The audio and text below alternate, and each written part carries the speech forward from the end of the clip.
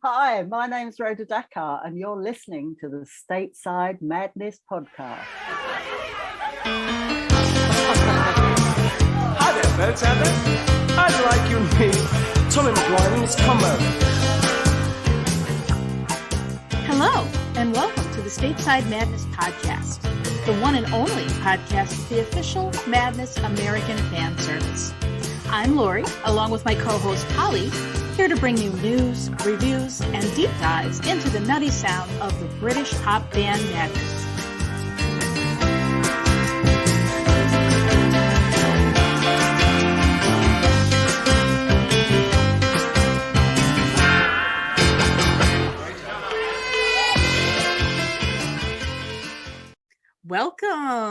Welcome to another episode of the Stateside Madness podcast. I'm Lori. And I'm Paulie. And am I recording? I am. Yeah. Okay. That's why we're here. All right. I couldn't remember. I'm really having one of those days, Polly. How's it going? Things are good here. Good. Nothing new or noteworthy happening over there in Polyland? No, not so much. Okay. Well, we do have a couple items for the communicator, so should we start? Let's go right for it. Yeah.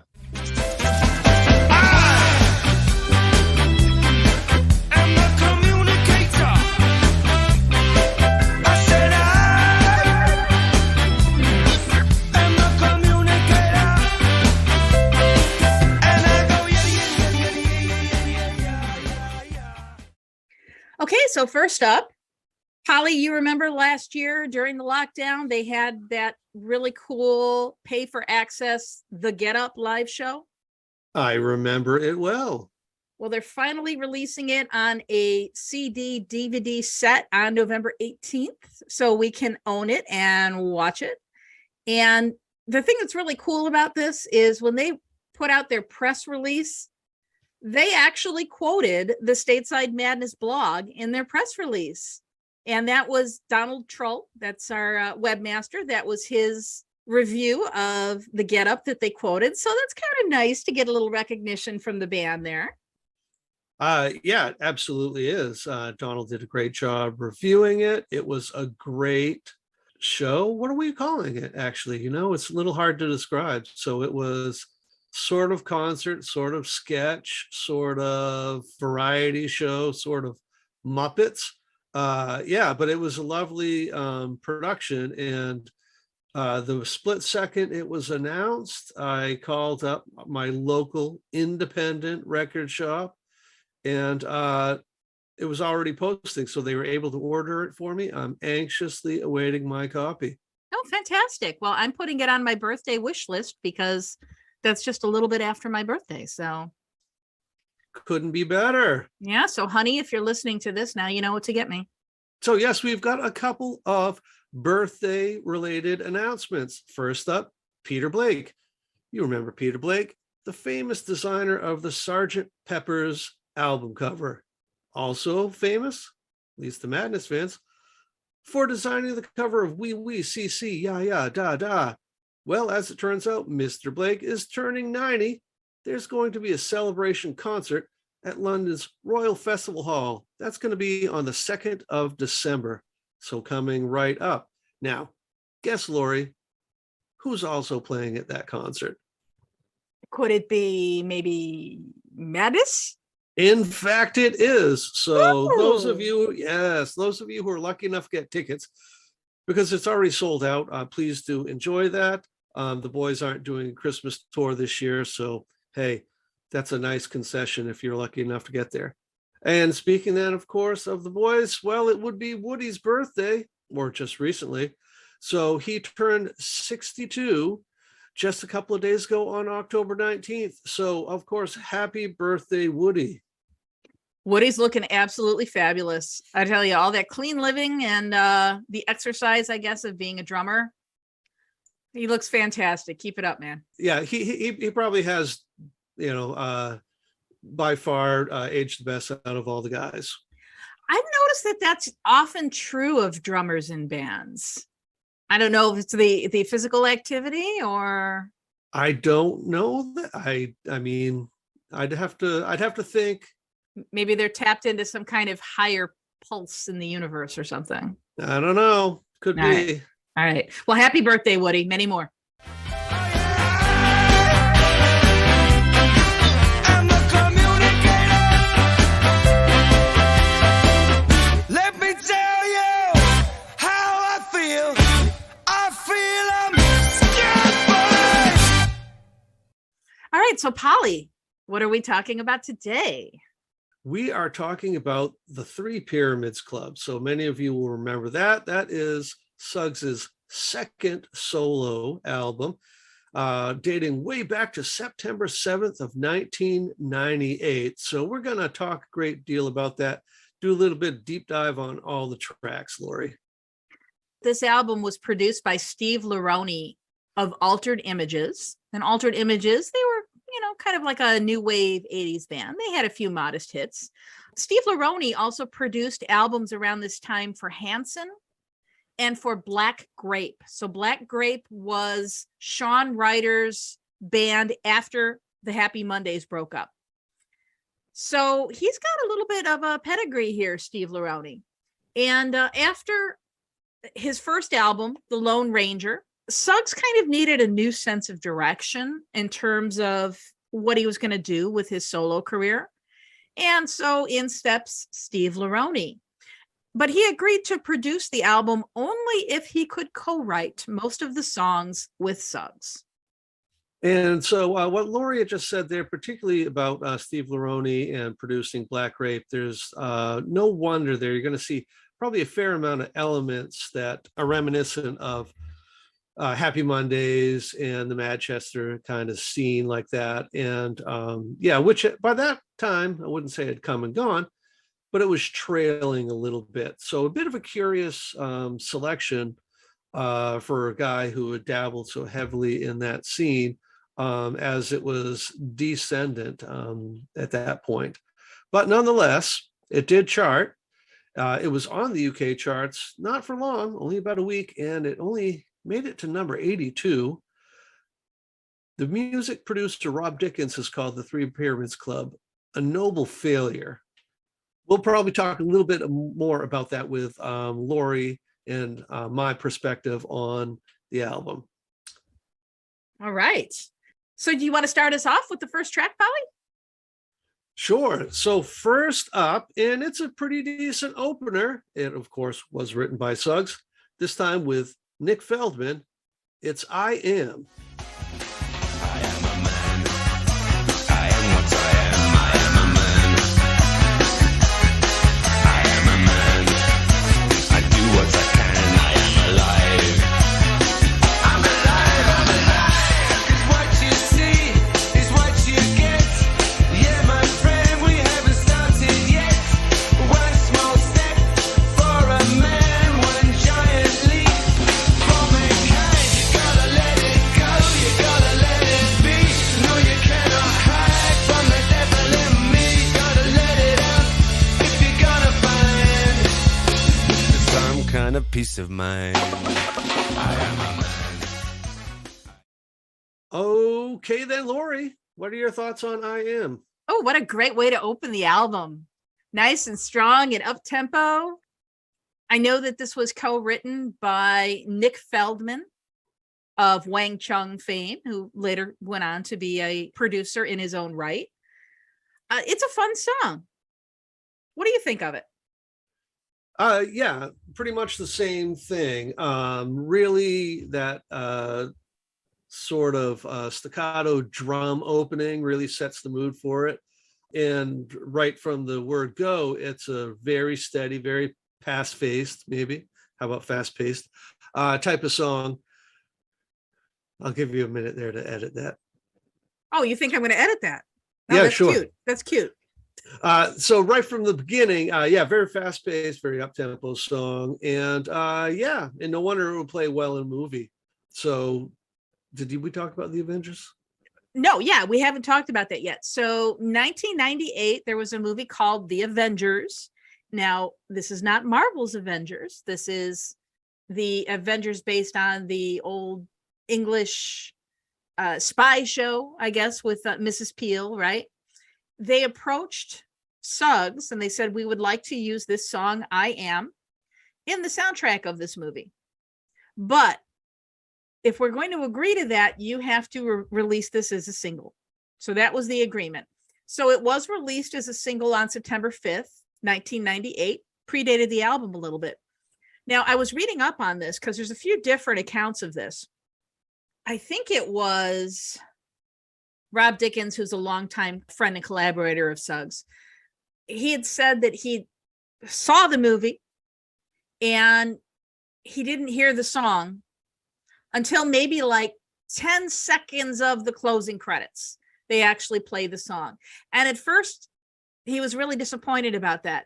But then when the reviews for this movie came in, so this was Sean Connery, Ralph Fiennes, and Uma Thurman, you think, great cast, this is going to be sensational. And I mean, it won all kinds of Raspberry Awards. It was really a bomb. So Suggs and his people were actually kind of counting their blessings at that point, that it really was not heavily associated with the movie, because the movie stunk pretty bad. Yeah, that it did. I remember seeing it and thinking, yeah, pretty much, why bother? I may not have made it all the way to the Suggs song appearing in the credits. No, you bolted out of the theater before that? Probably, yeah. But, you know, Uma Thurman did look really, really good in that skin tight ensemble that she was wearing. So, I mean, it's not without its good points, but yeah, so it was, again, I think this was the only single actually released from the album, Polly.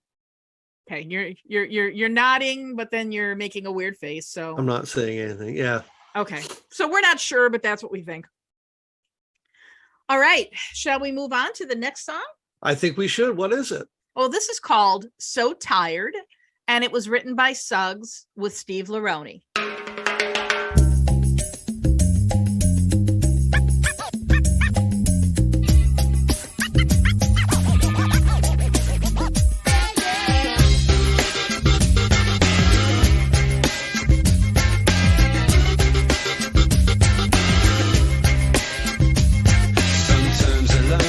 So strange, like every little thing's just out of range.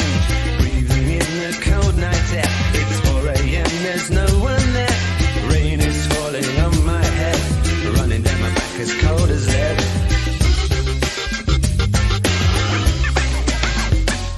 Then I fall off the night bus going home. I'm stumbling, staggering. So that was So Tired. How do you like that one, Polly? I like it a great deal, and I like when they do placement. They're thoughtful about placement like that. If you divide an album up into thirds, just like you would a play or a movie, you want the first act being really, really strong. And I think they do that really, really well with this album. The tempo doesn't drop significantly. And it really, keeps the energy up. And I think you're going to find that through the first 3 or 4 songs on this album. So good on them. Very strong effort. And our notes are pretty much in alignment. I'm reading, for those of you at home, I'm reading off of Lori's notes right now. And I happen to have a few scribbled down. And we both say it's very reminiscent of the Happy Mondays. And it is. It totally is. Yeah, I was really surprised, I think the first time I heard this, because this really was a departure from what I was accustomed to with Suggs, right? I mean, there's a lot of samples in this, guitars, but not, I mean, obviously Madness had guitars, right? We had Chrissy Boy, but the way the guitars are used in this is more, I don't know what the word I'm looking for is, but yeah, so I wrote Happy Mondays in big letters here. So it makes sense, Steve Leroni, having produced Black Grape, would, kind of latch onto that kind of style, but it's kind of fun to hear Suggs experimenting with it, Yeah, absolutely. And, there's, let's face it, pop that, by that time was, well within Madness's wheelhouse, essentially 5 or 6 piece band, rock ensemble doing pop. Madness had done that really, really well. You move over to Primal Scream, Happy Mondays, bands like that, doing not a completely dissimilar thing, you know? So this isn't the difference between Icelandic and, Thai food. You know, these things are pretty similar. So it's experimental in that he's doing something new, but it's not entirely foreign. So it's a place to have fun, but also probably pretty safe for him too. And I think it really works really well in that regard. Oh yeah, absolutely. I think this actually is one of the stronger tracks on the album. It is, as was my use of bullshit analogies, because I got many in there, probably too many. All right, and moving on then. Yes, so it's another Suggs and Laroni composition. It's Straight Banana. I ain't never ever see such a straight banana.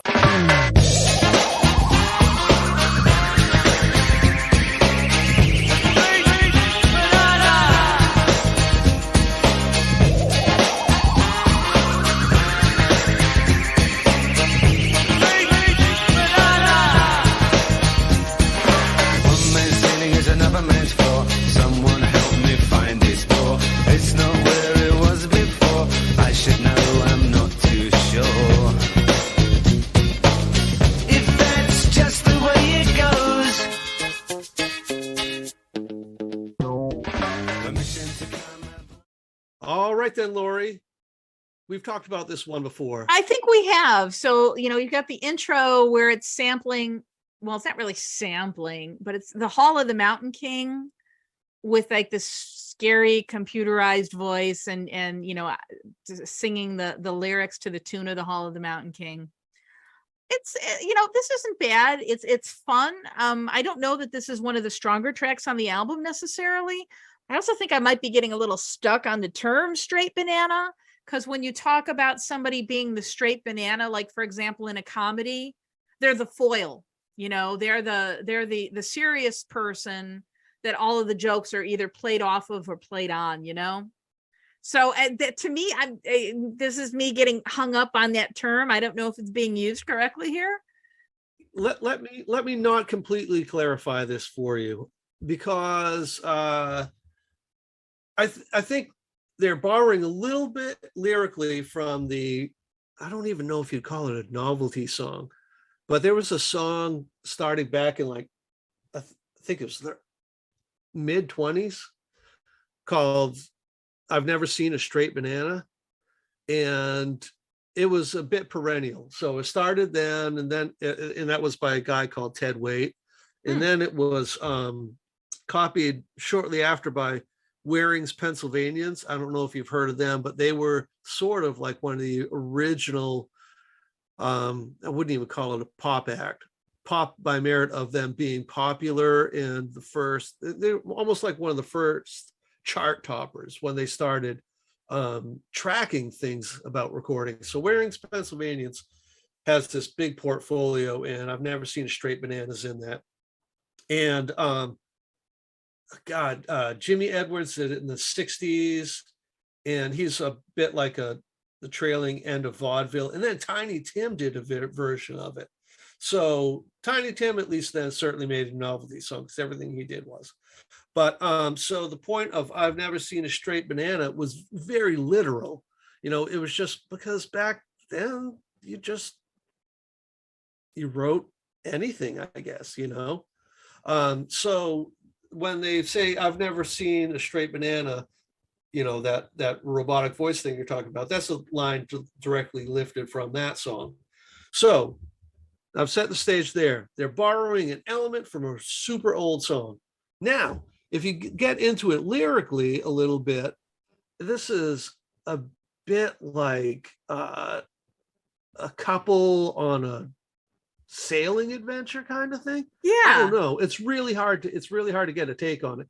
So those two things right there, more or less, don't jive particularly well, but nonetheless, so you've got these two disparate elements happening, I think, and then just a really bouncy beat and instrumentation. So it's doesn't, the song in and of itself is a bit anachronistic. It doesn't, I don't know, it doesn't, none of it goes together, but it works for me. I think it works really well.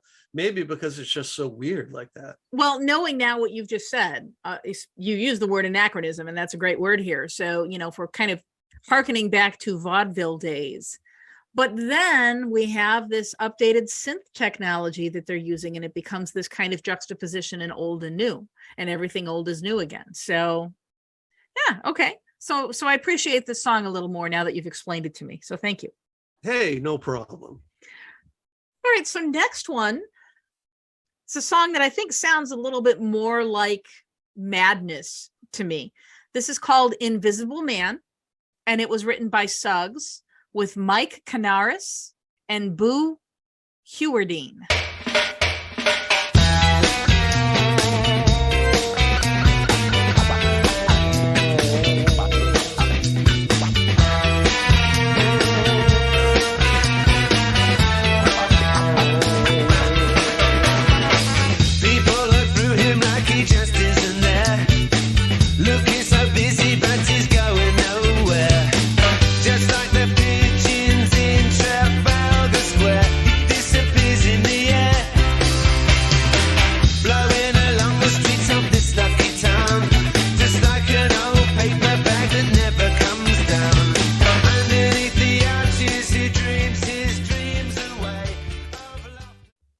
Background here.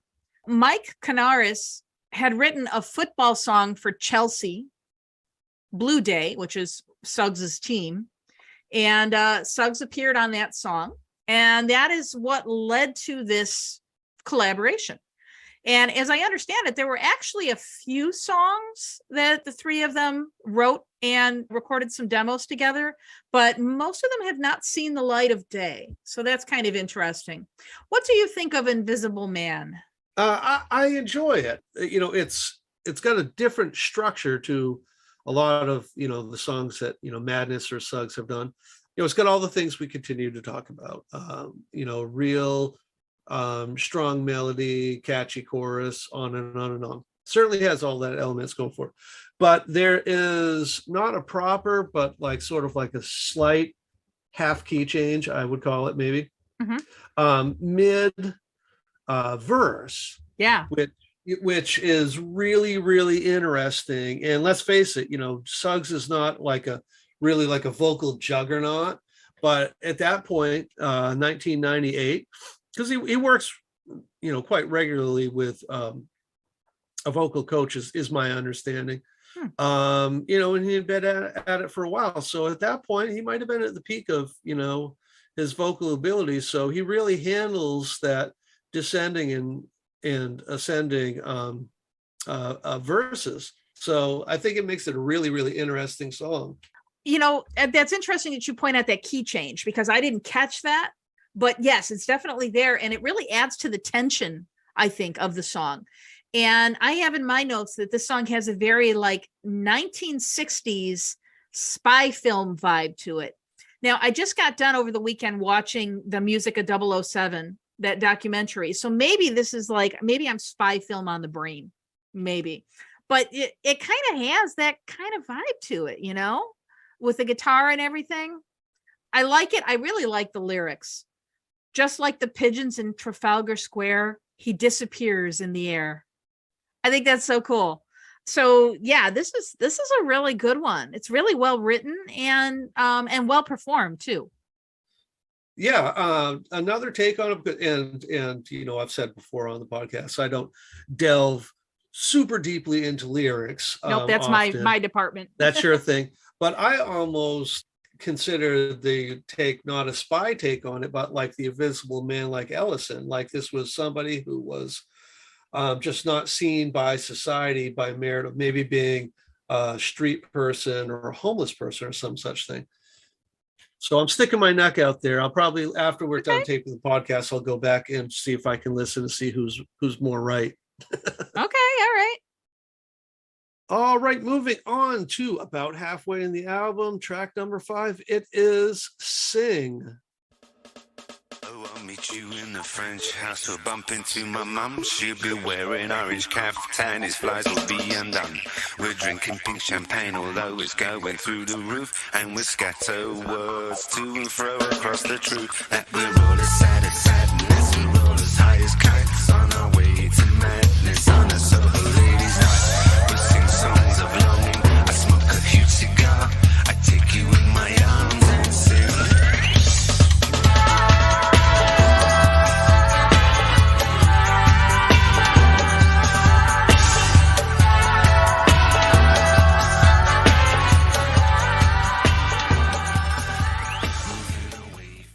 All right then, Lori, lay it on me.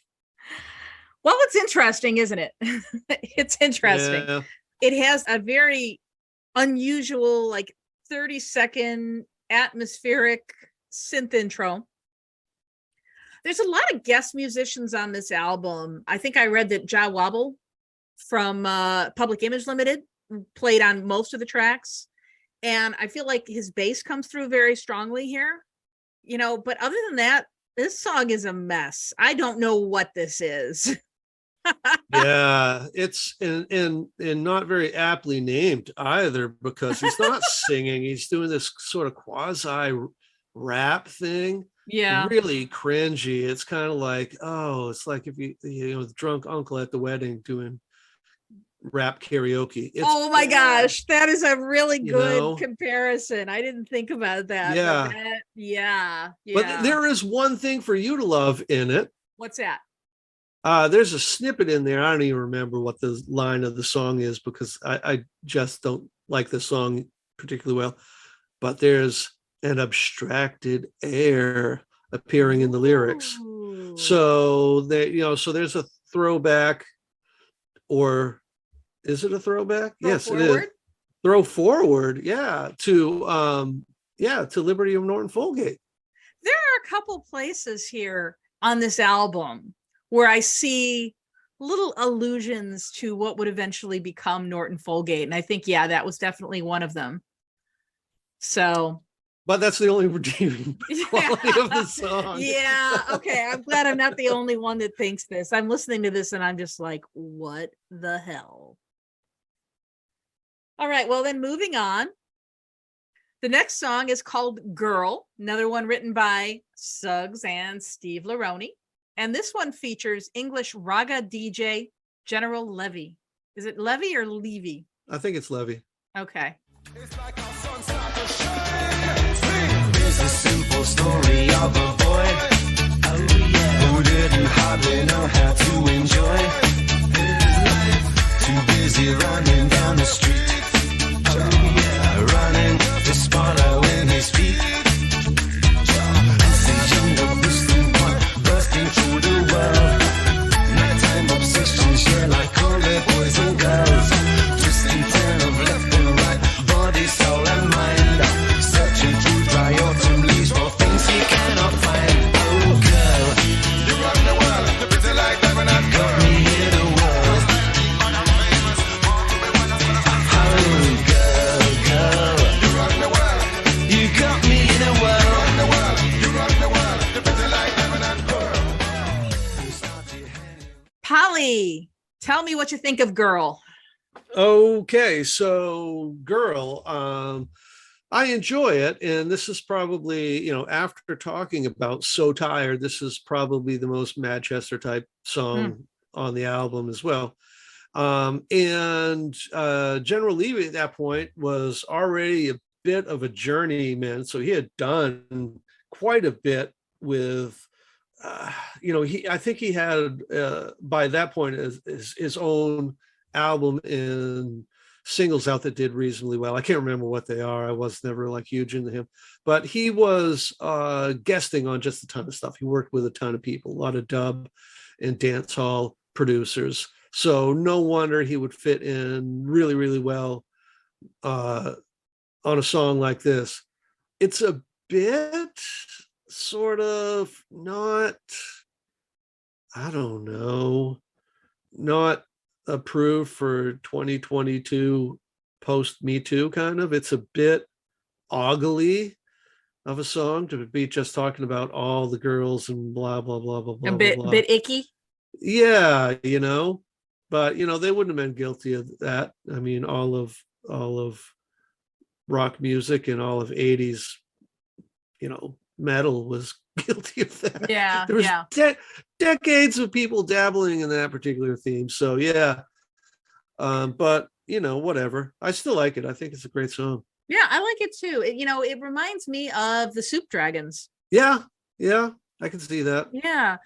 I like that Suggs is experimenting with some of these guest artists, particularly someone like General Levy. I know that, we saw this again when Madness recorded Sorry, which I think was like 2013 or 2014, where we had a couple of rap artists that guested on that. And that one didn't go over so big with the fans. The fans did not like that. But, as early as 98, he was experimenting with that. And, that is what my understanding of the two-tone ska movement was supposed to be about. The idea of white musicians, black musicians coming together, their different types of music blending to create something new. And I think that he successfully achieved that here. Yeah, I wouldn't disagree. And I think most of the animus towards the song was just that, by that point, if you're still a Madness fan, probably what you're viewing yourself as is a rock or a punk or a ska purist, and therefore you probably just dislike rap altogether, and so here's sort of a quasi rap reggae take on a song, Well, and that's really too bad, because ska and rap kind of come from the same place as far as, the I guess, to use the term, the dregs of society, right? The underclass. This is the voice of the disaffected, right? This is the sound of the streets.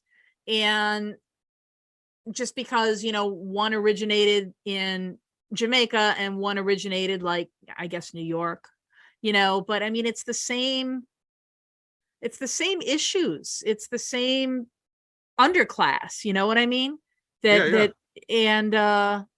It's really a shame that there aren't more people that are open-minded in that respect, Yeah, heard. I will admit that I think it takes a lot to and I guess maybe using the term rap, because it's not really what General Levy was doing there. Kind of, he was doing more hype man stuff, I guess, than rap. But anyways, I had a very intelligent point and I couldn't remember it. Okay, well, if you think of it, let me know and I'll edit it back in. What do we got next? All right, so again, it's Suggs and Leroni. They wrote The Greatest Show on Earth.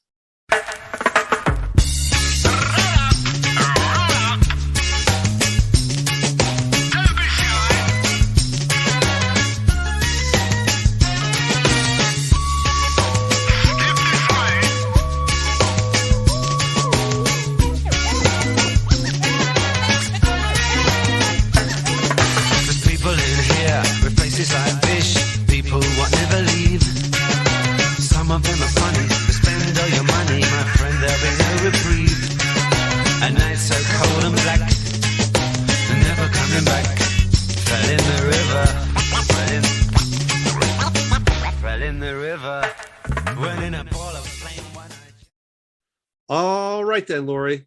Boy, we keep returning to circus themes with Suggs, don't we? I think so. Yeah, you're not wrong. Yeah, House of Fun. There were, gosh, what was the other one? Yeah, there's a few songs that they've done that have this kind of circusy theme, that they meaning Madness now. The only thing that I had scribbled down as I was really listening to the lyrics on this, the greatest show on earth. Yes, it's a vicious cabaret. You've all got your part to play. And I like that. The vicious cabaret, that actually would be a great name for a band. Hello, we're Vicious Cabaret. No? No, I'd go see that. That's All right. What do you think of The Greatest Show on Earth? I do like it. It's got the elements that maybe anybody, unless this is the first time you're listening, which I kind of find that doubtful. Everybody knows I like something really, really hooky, and this does have that. But it's very strange where it goes from, starting out with a reggae beat, and then transitioning into something that, and if anybody was going to find this contentious, this would probably be it. But it goes from sort of a reggae beat and switching into what I consider an Oasis style chorus. So Britpop. Yeah.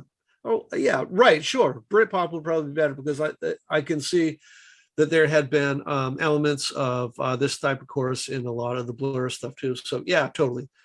So in that way, I don't think it flows as well as it could have. But I still like it. Okay. Well, next up we have, this is a fun one, Our Man.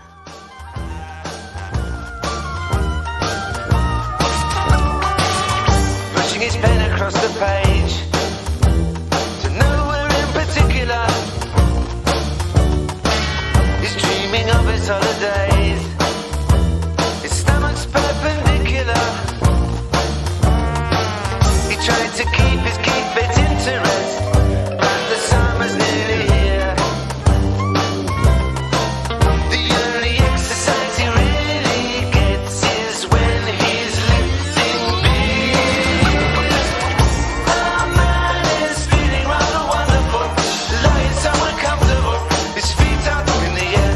Oh, our man is sipping drinks incredible, eating all that's edible, he hasn't got a care. So another one written by Suggs and Steve Laroni. What do you think of Our Man? It's fine. So now I think you could say we've got like 3 examples of Suggs kind of going off script and really doing something different. Although Madness by this point had dabbled in doing things that were, American roots-ish style music, so it's not like completely off script. But here we've got, Suggs doing sort of New Orleans rag, so I mean, it's all right. It's clever, and it sounds good. But I'm always wary of things that stand out too much in an album. But on the other hand, this wasn't exactly like this was a album that was so cohesive that it couldn't bear something a little different like that. Okay, so first you mentioned the New Orleans Rag. Well, that is the Chris Barber Band. They're a jazz band, and they were featured artists on this song. I think it has kind of a vaudeville feel to it, especially with the clarinet and the banjo. And Polly, I know you do not like the banjo. So anytime there's a banjo in a song, I know that you're probably not going to be a fan. Yeah, I mean, I could go the rest of my life and not listen to the song and be fine. But it's, for what it's worth, for what they were hoping to achieve, they in fact did a fine job at it. I like the retro flourishes in this album, not just the song, but some of the other songs as well. And I see some parallels between this and what the band would later do on Can't Touch Us Now. I think there's more of this kind of vibe to it, the vaudevillian kind of atmosphere, maybe not specifically clarinet and banjo. Now, there was a line on this song that I put a question mark next to. He's eating all his edibles. Now, I'm trying to think back to 1998. I know in 2022, when you talk about edibles, you're talking about THC, right? You're going down to the marijuana dispensary and you're getting some edibles, with THC. Was that even a thing in 1998, or is he actually literally referencing food? He's literally referencing food, although edibles would have been a thing in 1998. It wouldn't have, the vernacular wouldn't have been widespread enough for it to have made it all its way to Suggs. That's kind of what I was thinking too, but it's still kind of fun to hear it and think of that meaning for it. It changes the song a little bit. Okay. All right, what's next? All right. So up next, that would be On Drifting Sand. That's Cleopatra.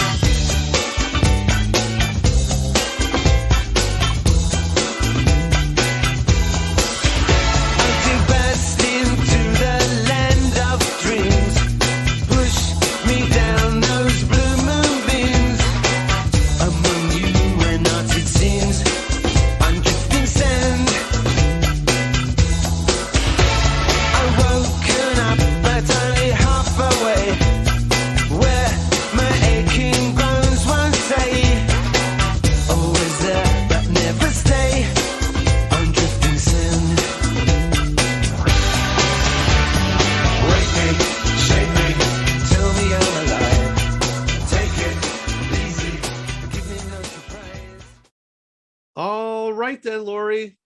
Oh, I like this one.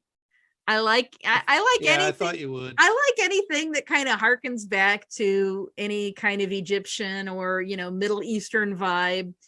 Not just because my profile picture on Facebook right now is the year I dressed as Cleopatra, which is still my favorite Halloween costume of all time. But Suggs even yells at the beginning of the song, "Dance, Cleopatra, dance," which later on he would start doing during live performances of Night Boat to Cairo. And do you know where he would have gotten that from? Dance, Cleopatra, dance. Mark Antony, Julius Caesar. I don't know. You tell me. So that's a mid-career album by Prince Buster. Oh, okay. That puts it in a different perspective, doesn't it? Yep. So I love the lyrics. "I'll be a raggedy king with a rusty crown, my queen Cleopatra when the sun goes down, always there, but never stay on drifting sand." The elusive dream that's always just out of reach on shifting sand. What do you think of On Drifting Sand? Well, for all the things you said and more, I think it's a great success for the album. Mhm. I don't want to copy anything you just said, but here is something. I'm not going to say it's experimental, because this is reminiscent of quite a few things that Suggs had done in his career by then, but still, fresh, still original. Lyrically, like you said, it's got a lot going for it. So it's another safe thing, but it's also something that I think really kind of delivers the goods. I mean, nobody beat up on Babe Ruth or Hank Aaron for continuing to hit it into left field, So this is more of, I think, a gift to fans who want something very Suggs-esque. Yeah.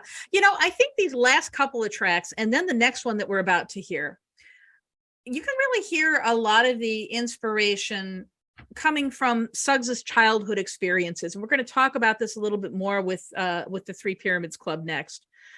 As we had mentioned in our episode about Suggs, his mother was a jazz club singer, and she was a single mother. So he spent a lot of his childhood, just hanging out in the jazz clubs while his mom was performing. I mean, it's not like she would have a sitter. And so a lot of that environment, I think, was very much an influence on him musically. If you can kind of picture the Three Pyramids Club as being, like one of these jazz clubs in Soho that, his mother would play at, then all of these different musical influences, all of these international influences, the New Orleans jazz, the Egypt and circus, and all of this stuff just kind of gets melted together into this really interesting, I don't know, kind of like smoky, seedy club sound. You know what I mean? The whole album I think is kind of building that. It's not like any one individual song, but when you kind of look at the album in that way, I think it kind of puts a different perspective on things. But I think particularly the last couple of songs and then the next one that we're going to hear, I think we really get that kind of Soho jazz club vibe. And moving on to that next song, then, it is the title track. It's the Three Pyramids Club.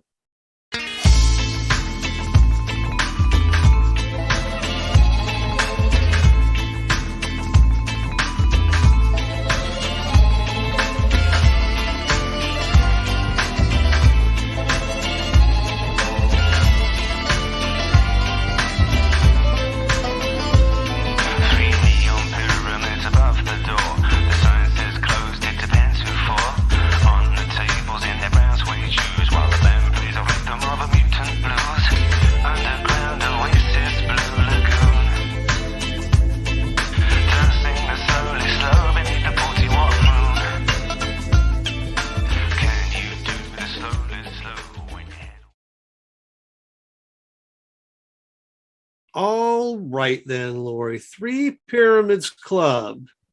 I like it. I know I said in a previous episode, it kind of reminded me of, gosh, I don't remember the name of it now, but in the third Mummy film, there were the three films with Brendan Fraser, and there's that nightclub that Jonathan opens that's like an Egyptian themed nightclub, and that's what this reminds me of. The British guy opening an Egyptian themed club. And I could totally see Suggs walking out on stage at that club and performing this song. It would not be out of place. Yeah, I think you're onto something there. Between the imagery on the album, which admittedly does have three pyramids, but more Suggs in that I don't know if it's seersucker or cotton linen suit. Suggs in a linen suit. And wearing the fez, which is a nice homey touch, let's face it, for Suggs. This has a bit of a Casablanca feel. It's got that harkening back a bit to the seedy, smoky, black and white film era, and something that I think we all feel, but I think in particular, probably Brits feel, is that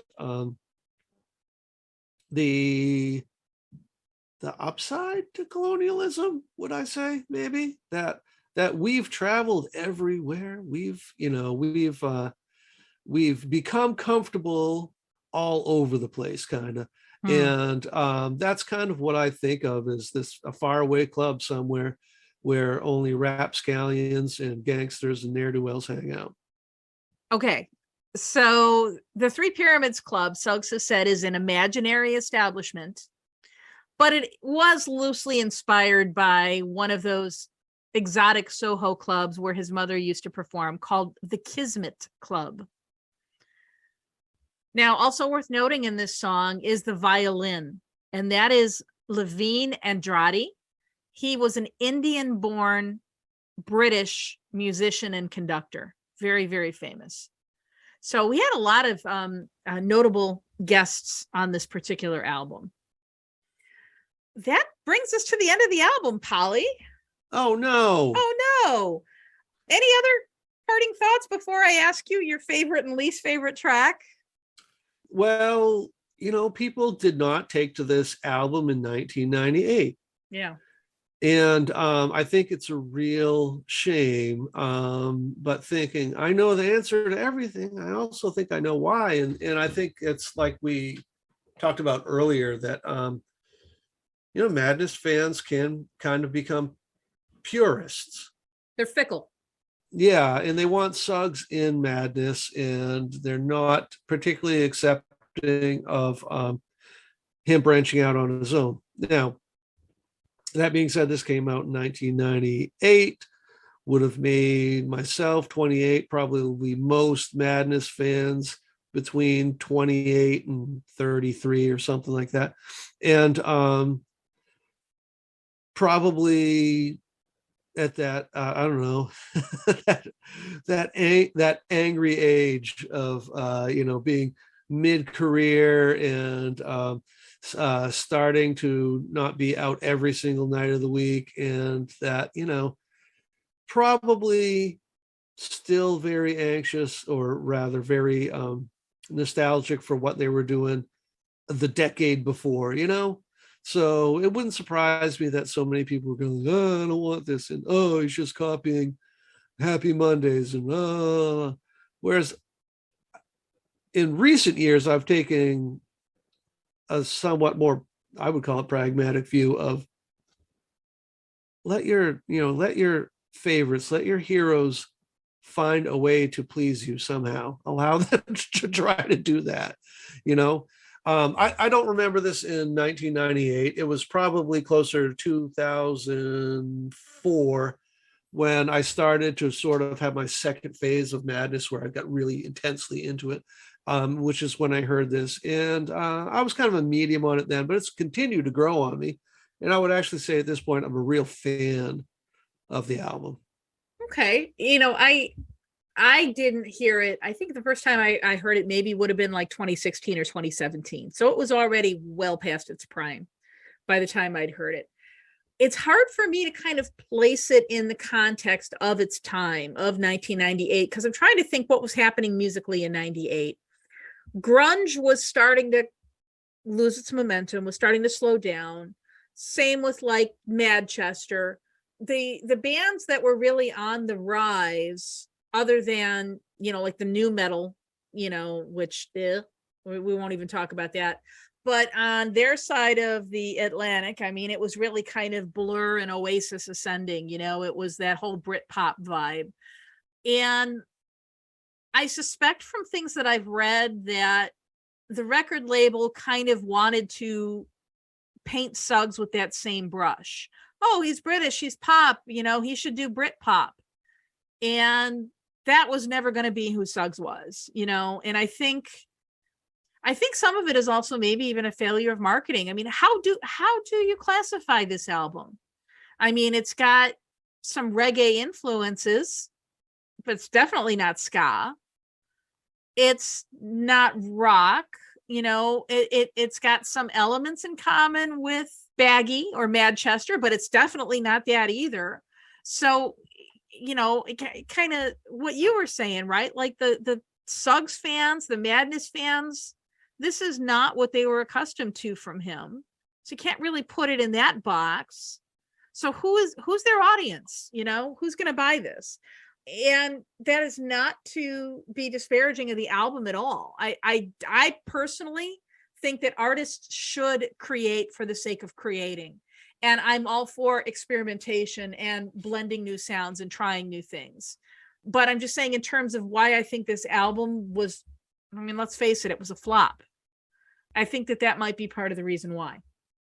Yeah, possibly. But, Suggs at his best, really, ever only wrote, it's a team for Madness songs. True. So, he was not going to be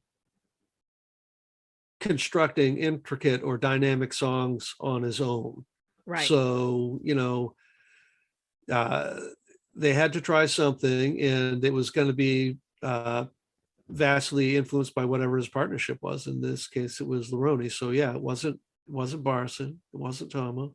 So it was going to sound how it was going to sound, in spite of, Suggs being the guy singing. Right. So now I'm going to ask you, what's your favorite track and what's your least favorite track? And you hate when I do this. I do. However, this time around, it's actually really pretty easy.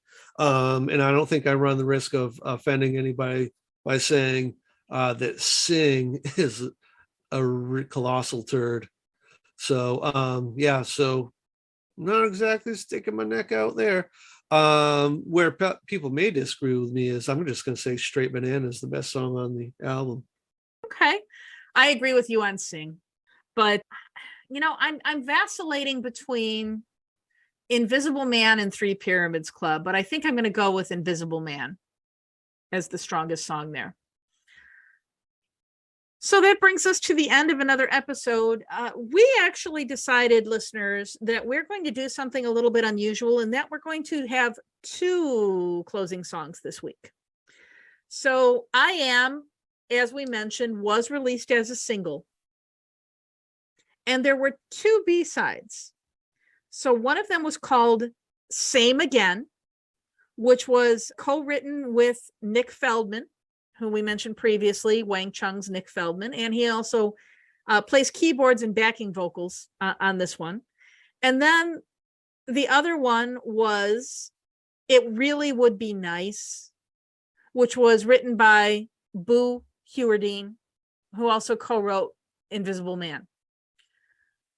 So these are 2 very different sounding songs, 2 very, very different moods that they create.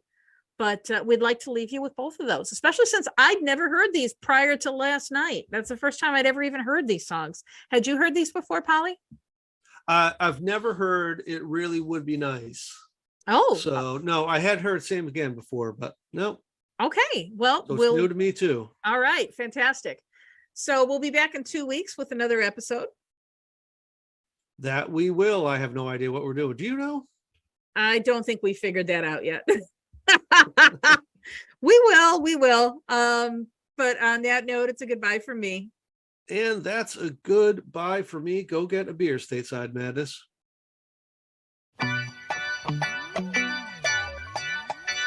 The backs of broken houses past the noble road sweeper, sweeping the leaves out of the drain. I'm trying to look normal in a world of normal people. Is it just me, or does everything look strange? Now I'm outside in the pouring rain. I didn't mean to, but I've done it again. Or does it always have to end the same?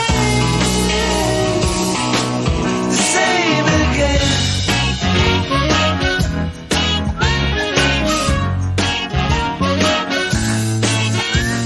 Sorrows that were once drowned, coming back as sirens, leading you down onto the rocks. I'm dreaming that I'm walking through a field of broken flowers, blowing in the wind.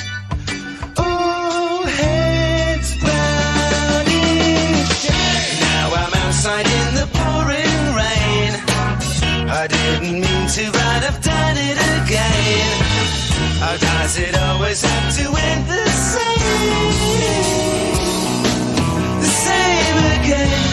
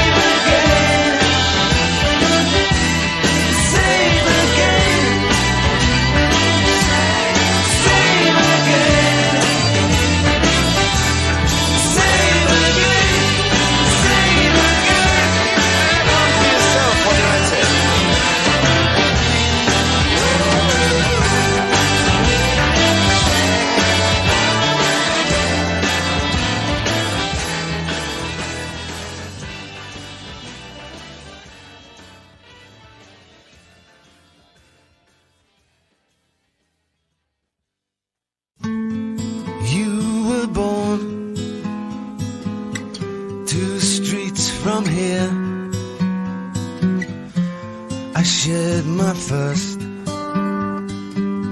cigarette with you.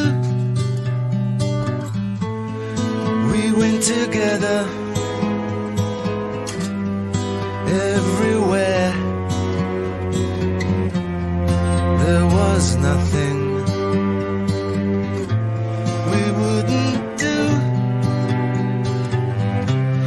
It really would be nice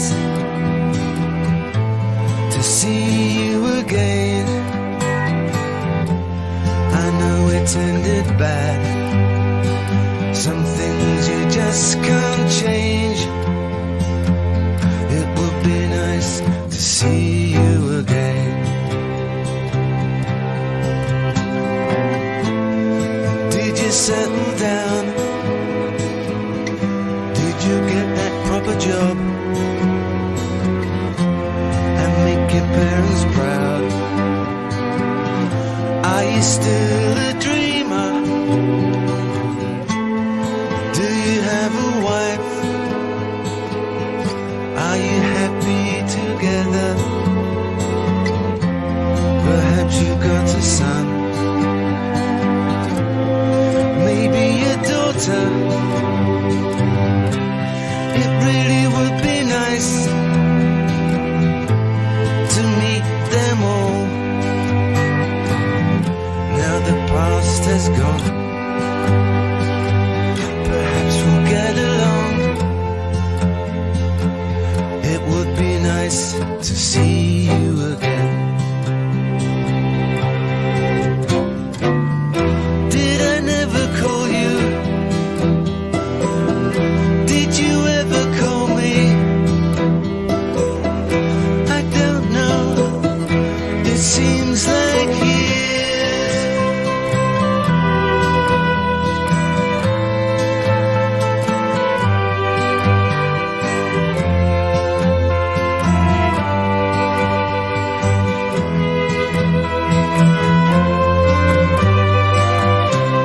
It really would be nice to see you again. I know it ended bad. Some things you just can't change.